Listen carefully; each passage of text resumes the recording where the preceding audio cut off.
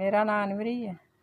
3 ਮੈਂ ਧੀਆਂ ਵਿਆਹ ਦਿੱਤੀਆਂ ਅਤੇ 3 ਆ ਮੇਰੇ ਕੋਲ ਆ। ਮੇਰੀ ਵੱਡੀ ਬੱਚੀ ਆ, ਸਿਲਾਈ ਕਰਦੀ ਹੈ ਅਤੇ ਮਸ਼ੀਨ ਕੋਈ ਨਹੀਂ ਹੈਗੀ, ਅਤੇ ਕਿਸੇ ਦੇ ਭਾਂਡੇ ਮਾਂਜ ਕੇ ਅਤੇ ਇਹਨਾਂ ਨੂੰ ਰੋਟੀ ਖਵਾਈ ਦੀ ਹੈ। ਬੱਚੇ ਆ, ਇਹ ਮੇਰਾ ਬੱਚਾ ਮਜ਼ਦੂਰ ਹੈ। ਨਾ ਹੋਣ ਦੀ ਵਜ੍ਹਾ ਤੋਂ ਬਾਹਰ ਜਾ ਕੇ ਅਤੇ ਲੋਕਾਂ ਦੇ ਕੱਪੜੇ ਧੋ, ਭਾਂਡੇ ਧੋ, ਸਫਾਈ ਕਰਕੇ ਅਤੇ ਕੰਮ ਕਰੀਦਾ। ਇਹ ਬੱਚੀ ਦੀ ਵਜ੍ਹਾ ਤੋਂ ਚਲੋ ਬੱਚੀ ਹੈ ਅਤੇ ਸਿਲਾਈ ਕਰ ਲੈਂਦੀ। 2.5 ਸਾਲ ਤੋਂ ਇਹ ਬੱਚੀ ਨੇ ਕੰਮ ਸਿੱਖਿਆ ਹੈ ਅਤੇ ਮਜਬੂਰੀ ਤੋਂ ਹੁਣ ਬਾਹਰ ਨਾਲ ਮੇਰੇ ਜਾਂਦੀ, ਮਸ਼ੀਨ ਦੀ ਵਜ੍ਹਾ ਤੋਂ, ਮਸ਼ੀਨ ਨਹੀਂ ਨਾ ਹੋਣ ਤੋਂ ਅਤੇ ਨਾਲ ਲੈ ਜਾਈਦਾ ਭਾਂਡੇ ਧੋਣ। ਫਿਰ ਇਹਨੇ ਆਖਿਆ ਵੀ ਬਾਹਰ ਨਹੀਂ ਕੰਮ ਹੁੰਦਾ ਅਤੇ ਘਰ ਦੇ ਕਰਾਓ ਅਤੇ ਮਸ਼ੀਨ ਲੈ ਕੇ ਦਿਓ। ਮੈਨੂੰ ਤਾਂ ਮਸ਼ੀਨ ਦੀ ਗੁੰਜਾਇਸ਼ ਨਹੀਂ ਹੈ। ਮੇਰੇ ਕੋਲ ਕੰਮ ਸਿੱਖਿਆ ਖੁਸ਼ ਹੋ ਕੇ।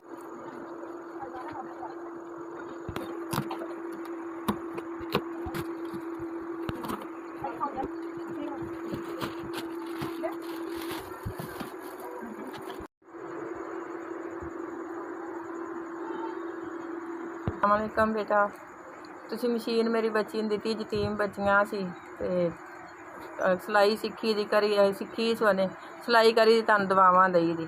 ਇਹਨਾਂ ਦਾ ਬਾਪ ਕੋਈ ਨਹੀਂ ਹੈਗਾ, ਛੋਟੇ ਛੋਟੇ ਭੈਣਾਂ ਭਰਾ ਅਤੇ ਉਹਨਾਂ ਨੂੰ ਬੱਚੀ ਅਤੇ ਕੱਪੜੇ ਸੀਵੀ ਦੀ, ਘਰ ਦਾ ਖਰਚਾ ਟੋਰ ਲਈ ਦੀ, ਨਾ ਹੀ ਬੱਚਿਆਂ ਨੂੰ ਕਮਾ ਕੇ ਖਵਾ ਲਈ ਦੀ।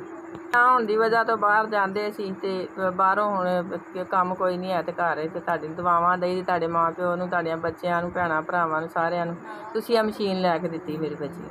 ਅੱਲਾ ਤੁਹਾਡਾ ਭਲਾ ਕਰੇ, ਤੁਹਾਡਿਆਂ ਬੱਚਿਆਂ ਨੂੰ ਅੱਲਾ ਖੈਰ ਕਰੇ, ਤੁਹਾਡੀ ਅੰਮੀ ਅੱਬੂ ਨੂੰ ਅੱਲਾ ਤੰਦਰੁਸਤੀ ਦੇ, ਤੁਹਾਨੂੰ ਸਿਹਤ ਜ਼ਿੰਦਗੀ ਦੇ।